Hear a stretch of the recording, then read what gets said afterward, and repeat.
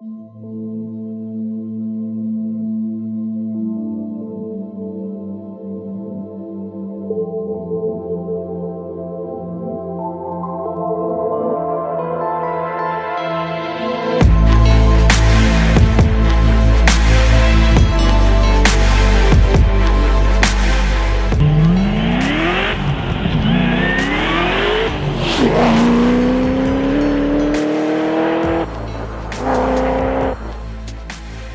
have been longing to review the CTS V, so how about one with nearly 1,000 wheel horsepower and a manual transmission?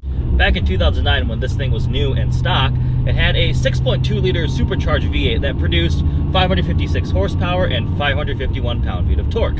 The manual did 0 to 60 in 4.3 seconds, but the automatic was faster, did 60 in 3.9 seconds. Clearly, with nearly 1,000 wheel horsepower, this thing is much faster than that. So interestingly, Cadillac kind of undercut the competition with the placement of this vehicle. The power output was much closer to the BMW M5 and Mercedes E63, but the price was more similar to the M3 and C63.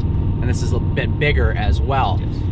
And tell us about the Nürburgring times. When it came out, it was the fastest production sedan in the world to lap the Nürburgring with a sub 8-minute time. That was extremely impressive for, American company to make something that could outrun the Germans around a famed racetrack. It was very, very exciting. It has the fancy magnetic shocks, which was pretty much introduced by GM with these Cadillacs, and they've advanced greatly now. Ferrari uses them. They're found in things like Range Rovers and all the new Z06s, the Chevy SS, and it means that you can get extremely good handling without sacrificing ride comfort. You just simply adjust the dampers, and all of a sudden you can ride nicely over rough roads while still being able to take corners.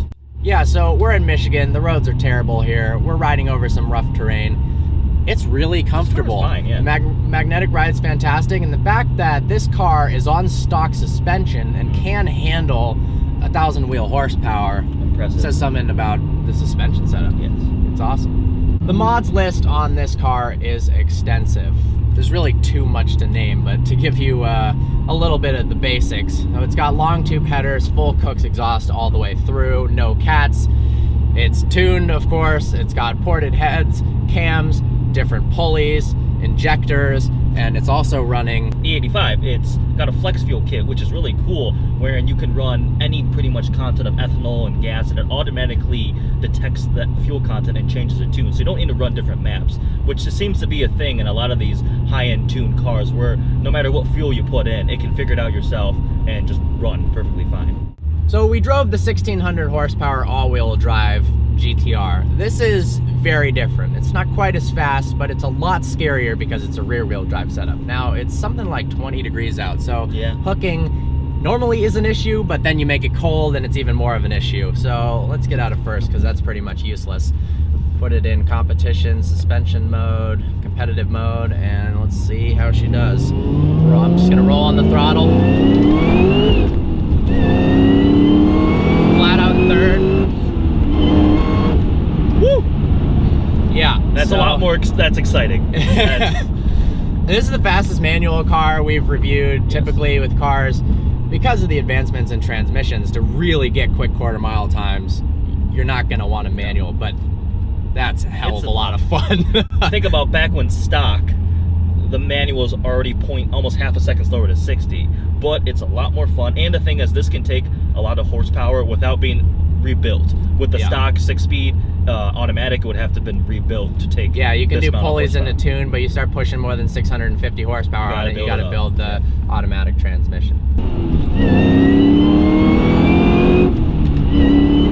That supercharger whine is awesome. The exhaust in this, the Cook's exhaust is fantastic, but the supercharger whine, loudest I've ever heard. It's so loud. It's got a really good mix. A lot of cars, if there's a huge supercharger whine, that's all you hear. Yeah. But you hear that throaty V8 and the whine. Outside, it is so loud. It is. I haven't even heard it yet from the outside. It sounds very American. That's how I would describe it. So we're gonna have Eddie drive it and talk about how comfortable this thing is to drive.